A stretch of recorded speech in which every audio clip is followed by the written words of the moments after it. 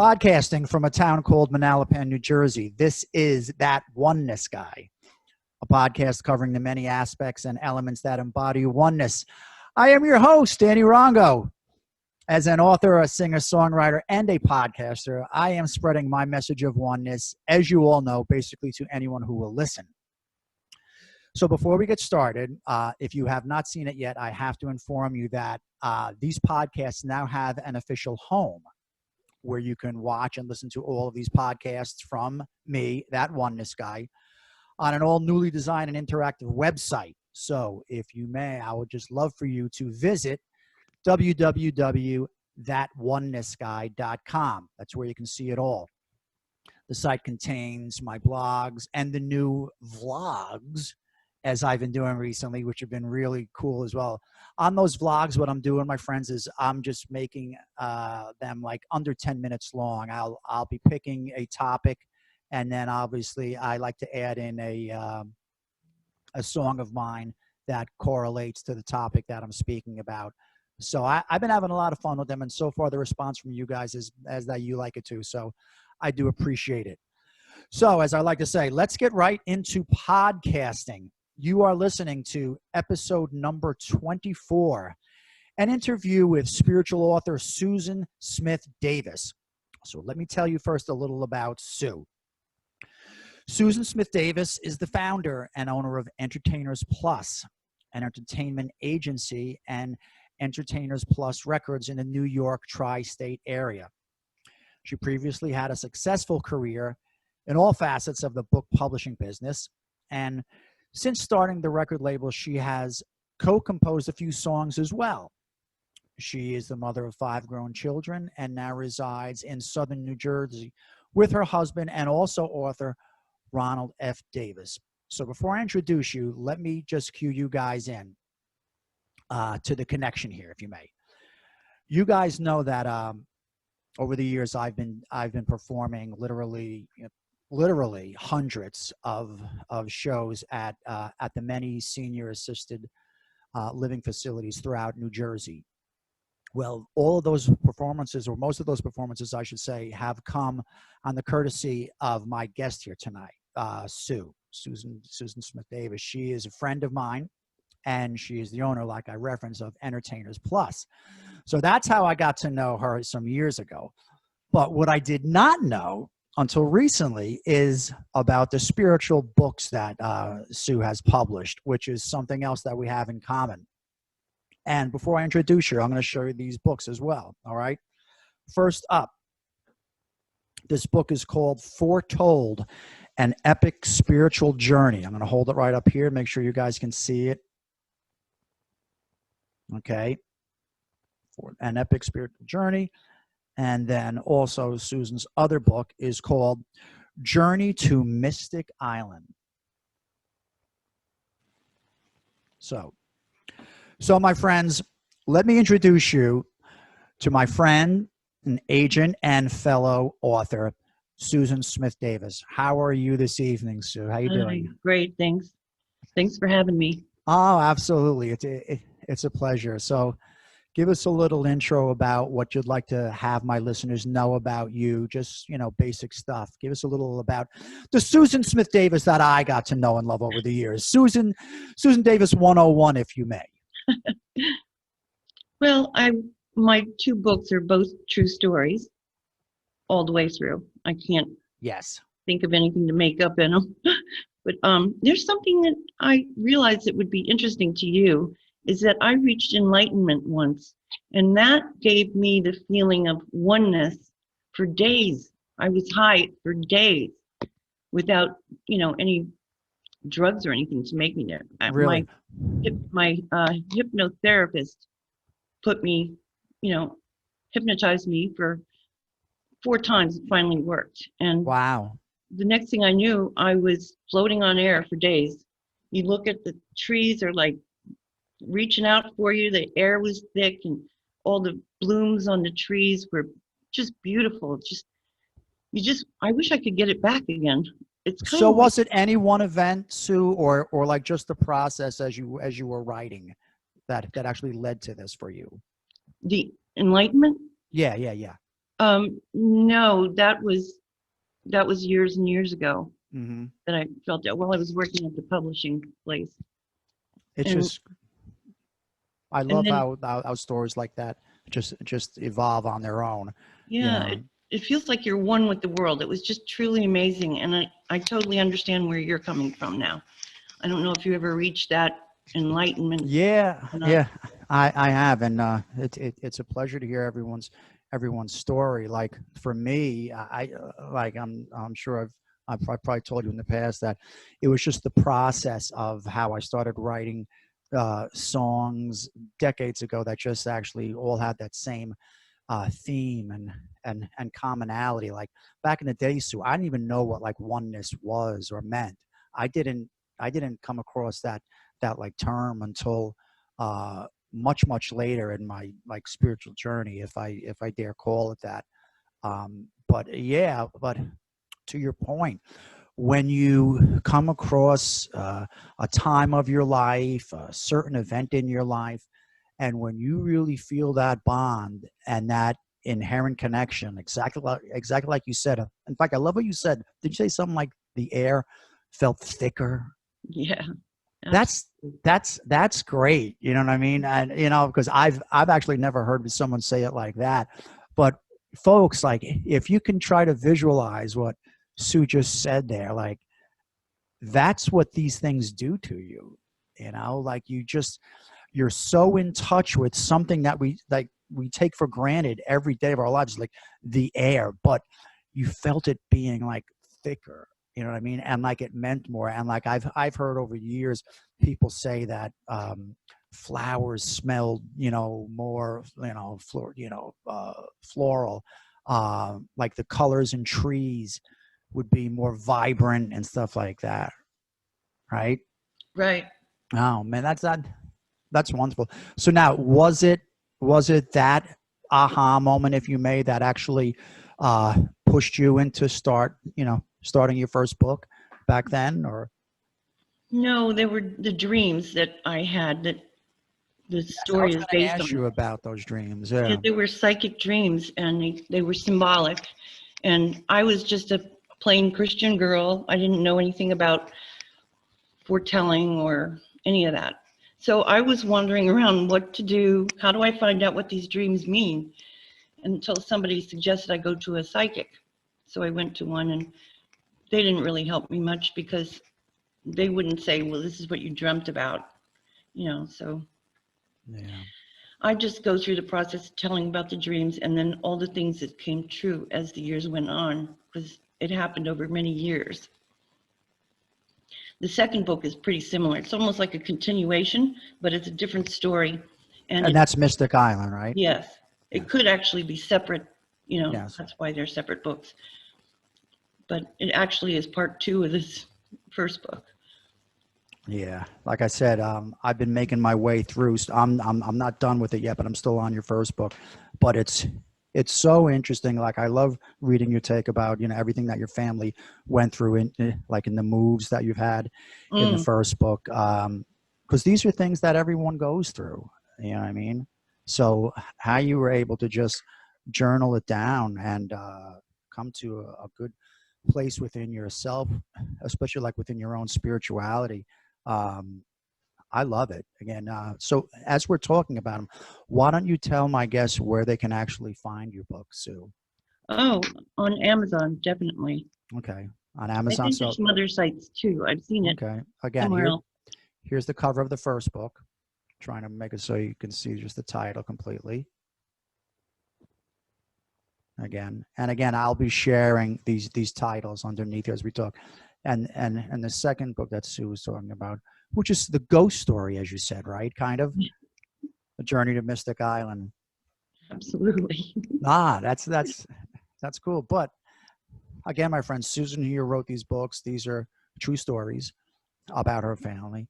But again, she really relates to how she came across her spirituality throughout it. And as I've been reading it, I've been able to sense that. I can see how you've changed just from going from chapter to chapter, which is wonderful. Now, something that I wanted to ask you too about it. You know, I actually wrote this down here as a question, but have you sensed that you've changed, like during the process of these books, and how? You know, what did you feel you change? The intuition is getting more evident. I think I've always been that way, and sensitive and empathic, but I never realized it. And actually, there's some pages on Facebook that I join in, and I'm given the chance to exercise it, where they say, "What's wrong with me? You know, look at my picture and see what I'm feeling or doing and what's happening in my life." I can't just go ahead and do that. I can't say, "Danny, I see that you're teaching in school today." I can't see that sort of thing. But I do get voices kind of like in my head. It's the intuition voice.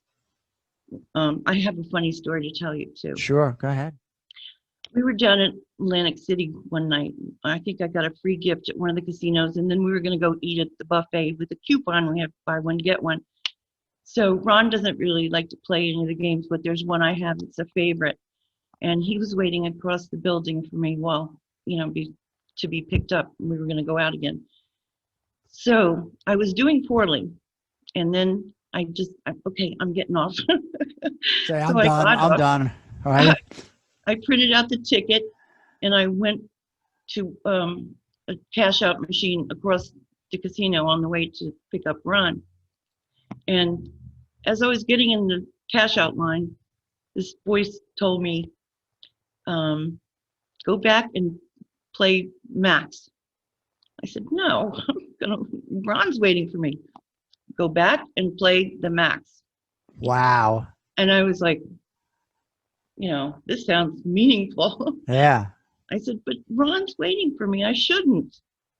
And then I heard it one more time. Go back and play Max. So I did. First spin, $1,100. Oh my God. Yeah. Is that cool? Good thing I listened. Absolutely. Like, you see, and I love hearing that you paid attention to that higher source of yours. You know, because like intuition is so important. I always say that like when we talk to a God or like a higher spirit, whatever anyone might pray to, it's called prayer.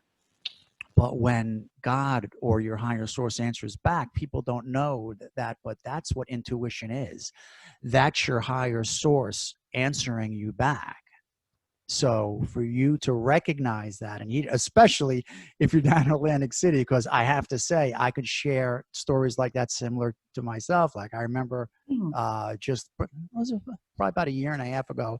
It was or 2 years, close to 2 years ago, because it was shortly after my mom had passed, and Andrea and I were down in Atlantic City, and I always look for nudges or signs. I just start walking in the casinos, and I just see what's going to strike me. And I'm just walking, and I just happen to look down, and somebody left their like card. You know how everyone has the cards that you play with, you could put in, so this way the casino ranks that you've been playing. Well, somebody left their card on this machine, and I just happened to glance at it, and the lady's first name was Dolores, and that was my mom's first name. So how do I not say, I have to play right here? So sure enough, Andrea's off on her own. I said, I'm parking it right here. $300-400 later, I said, all right, I don't want to push my luck because this is pretty good, right? I actually get up. I took that card with me. I went and I showed Andrea. She goes, oh my God, show me the machine. And I was like, come on. It's right over here, right? So Andrea sits right down there. And I was like, well, hon, I just took it for $300. She goes, oh no, Dolores is telling me that we're not done yet. So Andrea sat down, and then she even had some hits for another couple $100. So we really did great that day. Oh, wow. But I know that those are some of the like odd like stories of like following your intuition. But it like, my point is this, guys, it doesn't have to be. We have to learn to be receptive to anything, nudges that we feel, voices inside your head, especially signs. I'm like really big on like signs, like seeing dimes and feathers, which, you know, I don't know if a lot of you out there know, but seeing specifically dimes and feathers are signs from your departed loved ones. They're trying to get your attention for something. And as I'm talking on this podcast right now, I'm on my computer. It is filled with dimes, scotch taped all around the outside of it, and a big feather over here. Because every time that I've seen one since my mom passed, that it meant something to me, I would take it home and I just scotch tape it to the outside frame of my computer screen here, just as like a reminder of her presence and how she's always there with me, my mom. But cool stories like that, right? Especially when it's down in AC, man. But you went down there and maxed for $1,100. Woohoo! And I don't usually hear voices that clearly like that. I mean, really, they're often almost like whispers, but this one was adamant, and I was like, "Oh, I have to do it." Well, someone was definitely on your side. So now, as we're talking about intuition and about voices, do you know or like have you sensed that in your process of these books, was it a specific voice or voices, or did it like vary through your journey of writing these books, Sue? Well, I would say that they were all psychic dreams, most of them. Mostly dreams. Okay. I had a scary one, really scary. And it was short too. It happened the next day, what came true. Really? And the first two in the first book they were a week apart, and things didn't happen for a long time. Nothing happened right away. So they were all symbolic. That was another thing. And so that I wouldn't know what they are until, I guess, after it happened. Yeah, right. But it's got to mean a lot to you. Like once you see that actually come true, you're like, whoa. Yeah. Yeah. Well, Ron was in one of my dreams. Really? The first two dreams I had. I wasn't the scary one, was it? No, I saw him. Because I'd yell at him if it was. I saw his clothes too, and his posture and everything. I recognized him when I saw him, and I was like, no, that can't be true. It can't be true. It can't be him. It can't be true from the dream. And I was like, I don't want it to ruin my relationship either. Like, oh, I know that you're going to be my husband. Oh, so were you younger back then when you had this dream with Ron? Yes. You were young? I was it was 7 years before it happened. Really? That I met him. Wow. Yeah. See, I love stuff like that. Even just hearing everybody's story, because so many people cast thoughts and visions and dreams and intuition aside. It's just, happenstance or whatever, or just, oh, it's just a freaky dream. Oh, it's just a dream. No, man, you have to take that stuff in and, right. You have to listen and you have to say, wow, why? Now, I know, especially me, was there's like times like when I'll still have, like a nightmare or something along those lines. And I know like a lot of people like would still get scared with that. And there's a side of me that like still does, but I just cut that off. Like I don't look as if any aspect of my higher source is or could do harm to me in any way. I don't recognize it. I just don't give it any thought. You know what I mean? Like, because to me, that would never ever be the case. So on the times when I may have any kind of scary dream per se, I just look at it as, okay, that's my spirit just getting a little mixed up between when I'm sleeping and my physicalness and my spiritual side, and maybe things just got a little haywire, or maybe I watched a movie recently or a show or a commercial that triggered something in my brain, and then something got spun because it was torn between both of my realities. So I'll just associate it to something along those lines, but I don't ever take anything like to heart that would potentially scare me or do harm to me, because I just don't believe that anything from the other side, if you may, would ever present that to me. Well, the dreams that I had, each one that was symbolic and psychic, you can know the difference because the way you feel. Yeah. The way you feel very important. Has a lot to do with your dream. Yeah. So that's how I knew they were psychic. Yeah. Symbolic, foretelling. Well, someone's coming to you.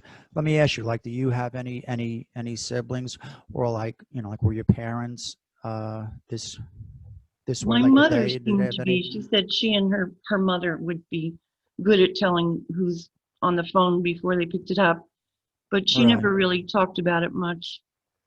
My oldest son has something else, or had when he was a little boy. He had the ability to turn on lights in his sleep. Nice. And also he turned on a toy truck, a push button truck. It was going around in circles You're kidding me. while he was sleeping. And I know he couldn't get up and down off the bed because he was sleeping in our guest bed at the time. So his energy just like made it go. Mm-hmm. Wow. What do you call it? Kinetics or something like that. Kinetic, sure. Kinetic energy. Yeah. And I fully believe that. I've always been a believer in the fact that once we raise our energy, that anything can happen. Like, because it was some time ago when, like, I first started to understand that, Jesus walked this earth, and how everyone just says that what he did was miracles. To most of us, it does, excuse me, it does seem that way.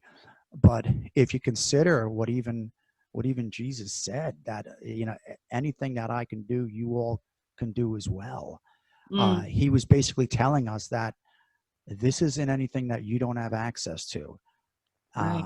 I believe that Jesus was just on a higher vibrational plane where he was able to actually levitate, where he was able to do the things that he did, because he was vibrating much higher than, like, I know I am, although I would love to attain that one day. Love to freak people out and just like levitate across the street one day. That would be really cool. Yeah. But and well, again, like everyone who watches my show knows that I don't say anything right or wrong or good or bad about any kind of religious thought process there, but they know that I do say that to me, Jesus was that great of a master, especially when it came to, he knew how to just raise his essence, if you may, to stuff that probably most of us can't do, which is why he was Jesus, right? If you think about it, yeah.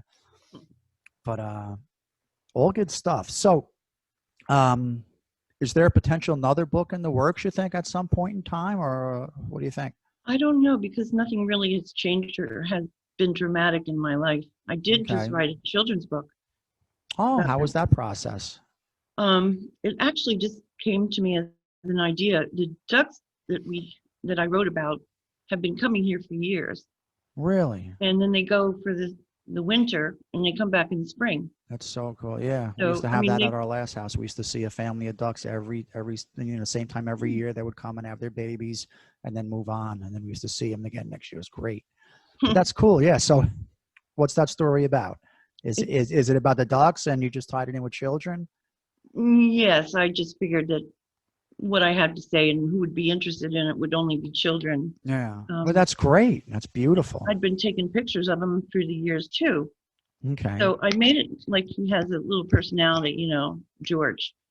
And Love he it. has his mate Georgette, but it hasn't always been Georgette. But I even think that George isn't even the same George every year. They just happen to come because we have a pool and they like landing in it, and we have bird feed out there. Yeah. Feed all the wild birds. I remember your backyard. Yeah, when I was at your house a few years ago. Oh, that's right. Yeah. Yeah. So I just wrote a little story about him, and we had some, exciting things happen through the years, like a giant egret came in our yard to eat the fish in our pond. Really? Yeah, wow. And then he went and flew up to the top of the fence. He sat on top of the fence, and George was sitting there on the pool edge. Yeah. So I got the two of them in the picture. Nice. And then when our pool came down last year, it was so funny because the ducks were looking for the pool. Really? They'd go walking over there and they're like looking all around, and I just found it so funny that they were looking for the pool. Wow. So they started swimming in the pond instead. Yeah, but that's all great inspiration though for stories. Like I said, I don't know, like if I've told you, but my most recent book now that I'm looking to put out there, obviously I got to wait to see where I'm going to have it published because it's my follow-up book to Oneness, but it was totally inspired by this whole global pandemic of ours. So, you know, I actually started it on Monday, March 16th of this year, which was the first official day of, you know, shutdown for most of us in the country. And that's like how I start the book. And I ended it just a few weeks ago. I think August 11th actually was when I finished it. So it was written through the entire pandemic. And what I did with that, Sue, is I just, because I started to sense the fear. So of course I wrote about that and about how that plays into oneness and how oneness basically negates anything that we're afraid of, because when it comes right down to it, there's no such thing as fear. That's only what we're thinking. There are fearful thoughts, but if you go out to a store, you can't buy fear. It's just how you're thinking. So, you know, I like started from that premise, but then I said, all right, now how can we navigate through this? So that's how the whole navigation GPS thing, I played that into the title and into the whole theme from the book. So I thought about, okay, well, as opposed to just navigating through a pandemic, let me consider the most important aspects of our lives, like love, hate, death, fear, money, family, choices, duality. There's like 13 chapters that I just was on a roll for the last almost 6 months, and I just kept writing. But the inspiration, similar to what you're just saying, like that was just such an inspiration for me. I didn't have work because I was, you know, because my school shut down, and then it went into the summer. So I just spent the majority of my time sitting right here and just typing away and typing away. So I'm very excited about it. It sounds interesting. Yeah, it's going to be called The Ways of Oneness, Helping to Navigate Life. And then I have a little subtitle there, which I say, Conceived Under the Blanket of a Global Pandemic. You know, because I had to put something in it, because everything was about, you know, it was about the pandemic, but everything was underneath that pandemic thought. So that's why I had to put that in there. So I thought for a while about how do I word that. And then for some reason I saw blanket show up somewhere on something I was reading online here. I said, conceived under the blanket of a global pandemic, because that's what, to me, what it was. I was sitting here, that was over my head like a thick blanket. But it's a really good book, and I'm excited about it. So, listen, with that said, why don't you tell my friends again where they can find you on social networking sites and wherever, and then we're gonna. Well, all right. I'm on the Facebook and I'm on YouTube. They took down my one channel. It was called Trump Girl, and now I've got at EP Film That Tune, EP Film That Tune, something like that. Okay, so if they look you up on YouTube, should they look up Susan Smith or? Oh, Entertainers Plus. Look up Entertainers Plus on YouTube. How about on Facebook? What's your page on Facebook? Susan Smith Davis. And I've got Entertainers Plus and the author page, Susan Smith Davis, author. Okay. And I have Entertainers Plus Records also. Entertainers Plus Records. And I'll be again highlighting these again below where our images are here on this screen for the YouTube version of this. And again, where could they find your books? You said Amazon? Amazon. Mm-hmm. Okay. And again, my friends, once again, the first book here, Foretold, An Epic Spiritual Journey by Susan Smith Davis. All right, there's that. And then her follow-up book, which I'm looking forward to reading myself again, is called Journey to Mystic Island, Susan Smith Davis. I'm trying to get so it's not seeing in the light. There you go. Susan Smith Davis. But Sue, I want to thank you so much. This was a great chat, man. Thank you so much. You know, it just confirms our connection, not just as agent, entertainer, but now as a author, and again a like spiritual kindredness, which I like, and I appreciate that, because I never knew that side about you. So hang in there for 1 second while I close this out. All right. So my friends, thank you again for listening to the podcast I call That Oneness Guy. This has been episode number 24, an interview with spiritual author Susan Smith Davis. Thank you again, Susan. Thank you. If you like what you've been listening to, my friends, please take a moment to subscribe to this feed. As you know, you can find That Oneness Guy on any and all of your favorite podcasting sites and apps, which is where this episode will be. It'll be on all your podcasting sites and apps, as well as on my YouTube page as well. And again, take a visit on my YouTube page because I have those vlogs there as well. Like I mentioned earlier, they are really cool. I sing, entertain on them as well, and I tie in some of my music. And if you have not yet, by all means, the only social networking site that I am maintaining aside from YouTube is LinkedIn, because as you guys know, I removed myself from Facebook and Instagram and Twitter back a couple months ago. I just hated the divisiveness. So stay in touch with me on those sites, and also my personal sites, which, as you know, is iamgodbook.com, which is my first book. Okay, iamgodbook.com. You can also find me on DannyRongo.com, and as I told you earlier, That Oneness Guy, which is where you'll find all of my information, as well as updates regarding my new book, which is called, again, The Ways of Oneness, Helping to Navigate Life, again, which was conceived under the blanket of a global pandemic. So for now, again, my friends, this is Danny Rongo. I am That Oneness Guy. I thank you as always. And until our next show, I send you peace, love, light, and continued oneness. Namaste.